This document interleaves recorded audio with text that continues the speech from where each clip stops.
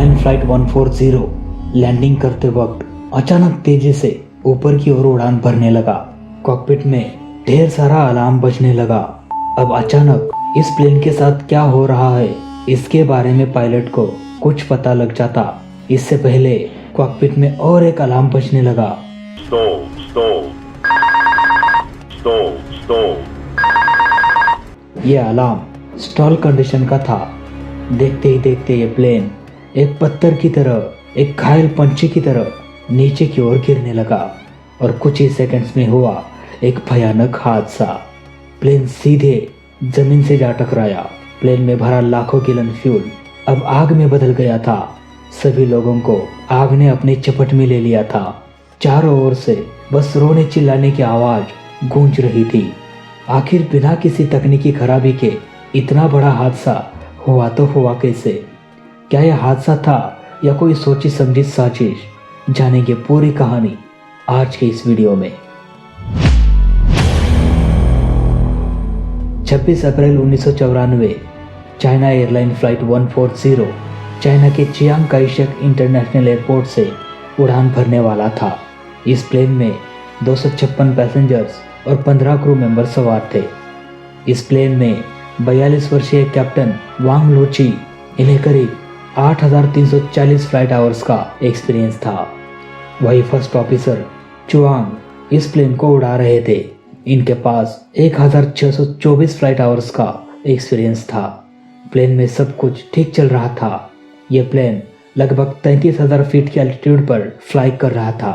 देखते ही देखते यह प्लेन जापान एयर स्पेस में दाखिल हुआ बिना किसी परेशानी के।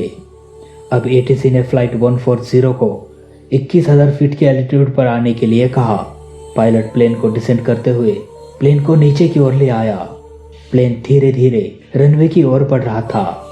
शाम के 7:54 पर एटीसी ने पायलट को कहा कि आप अपने प्लेन को 10 डिग्री मोड़ते हुए रनवे 34 से अलाइन हो जाओ। अब ये प्लेन लैंडिंग की तैयारी करते हुए रनवे 34 से अलाइन होने लगा। पायलट ने यहाँ पर ILS यानी कि इंस्ट्रूमेंट लैंडिंग सिस्टम अप्रोच करने की इजाज़त मांगा।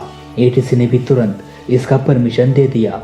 अब पायलट ने यहाँ पर ऑटो पायलट को डिसएंगेज कर दिया और ILS की मदद से प्लेन को लैंड कराने लगा। तभी गलती से फर्स्ट ऑफिसर ने टेक ऑफ को अराउंड स्विच को ऑन कर दिया और यहीं से प्लेन में प्रॉब्लम आना शुरू हो गया। ये प्लेन रनवे के काफी नजदीक आ चुका था और कुछ ही सेकंड्स में लैंड करने वाला था, लेकिन फर्स्ट ऑफिसर एक बहुत बड़ी गलती कर दिया।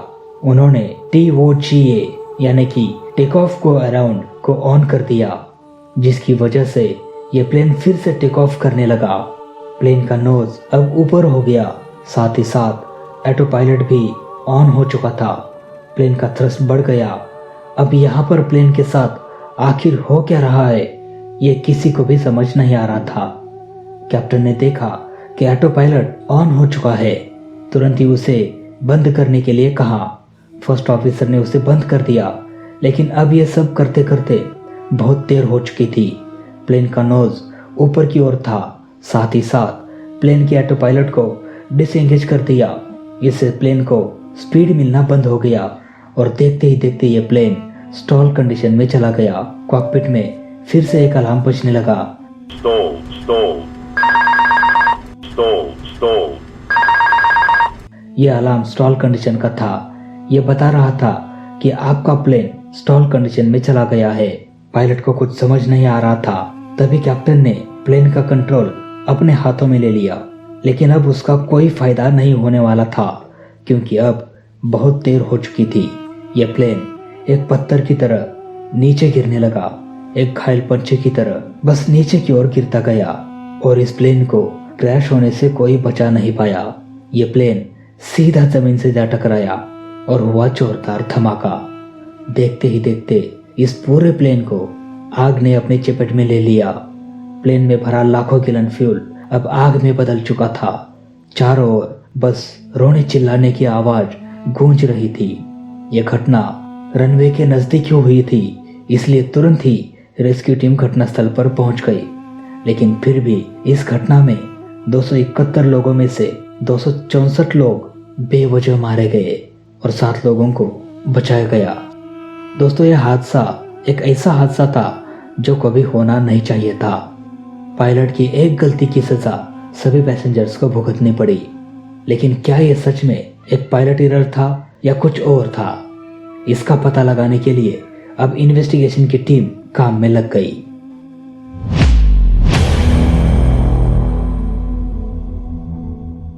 कॉकपिट वॉइस रिकॉर्डर को सुनने के बाद यह पता चला कि कैप्टन वांग लूची फर्स्ट ऑफिसर को इस तरह से बता रहे थे मानो फर्स्ट ऑफिसर चुआंग इससे पहले कभी कॉकपिट को देखा ही नहीं था।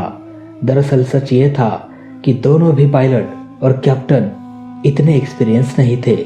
फर्स्ट ऑफिसर चुआंग इनके पास सिर्फ 1624 फ्लाइट आवर्स का एक्सपीरियंस था और कैप्टन ने पूरा कंट्रोल फर्स्ट ऑफिसर के हाथों में दे दिया था, जो कि काफी कम एक्सपीरियंस थे।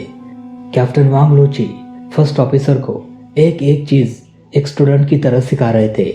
इससे यह साफ पता चल रहा था कि फर्स्ट ऑफिसर को पूरा कंट्रोल नहीं देना चाहिए था। साथ ही साथ जब यह प्लेन लैंडिंग की तैयारी कर रहा था और यह प्लेन रनवे से सिर्फ 600 फीट से दूरी पर ही था, तभी फर्स्ट ऑफिसर ने गलती से TOGA यानी कि टेक ऑफ गो अराउंड को ऑन कर दिया, जिसके कारण यह प्लेन लैंडिंग करने के बजाय टेक ऑफ करने लगा और प्लेन का नोज वर्टिकली ऊपर की ओर बढ़ने लगा और ऑटो पायलट फिर से ऑन हो गया। लेकिन जब कैप्टन ने अपने हाथों में कंट्रोल ले लिया था तब भी ऑटो पायलट ऑन ही था, जबकि कैप्टन ने इसे बंद कर देना चाहिए था। अब यहाँ पर प्लेन में ऑटो पायलट भी ऑन था और कैप्टन भी प्लेन को कंट्रोल करने की कोशिश कर रहे थे। इससे प्लेन का कंप्यूटर कंफ्यूज हो गया कि आखिर सुने तो किसकी सुने, कैप्टन या फिर ऑटो पायलट।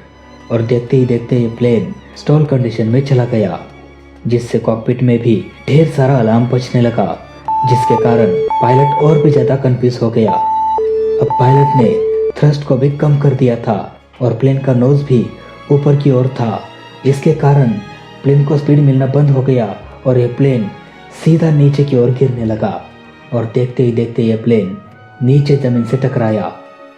यह हादसा जापान का दूसरा सबसे भयानक हादसा था। इससे पहले भी 9 साल पहले 1985 में जापान एयरलाइन फ्लाइट 123 बोइंग 747 का भयानक हादसा हुआ था, जिसमें 524 में से 520 लोग मारे गए। इस पर भी मैंने डिटेल में वीडियो बनाया है, जिसका लिंक आपको डिस्क्रिप्शन में मिल जाएगा। खैर, चाइना एयरलाइन फ्लाइट 140 सिर्फ और सिर्फ पायलट एरर की वजह से क्रैश हुआ, जिसमें 264 लोग बेवजह मारे गए। तो फिलहाल आज के वीडियो में बस इतना ही। वीडियो अच्छा लगा तो लाइक करना, बुरा लगा तो डिसलाइक करना और दोनों ही केस में चैनल को सब्सक्राइब जरूर करना। मिलते हैं दोस्तों अगली वीडियो में, तब तक के लिए जय हिंद, वंदे मातरम।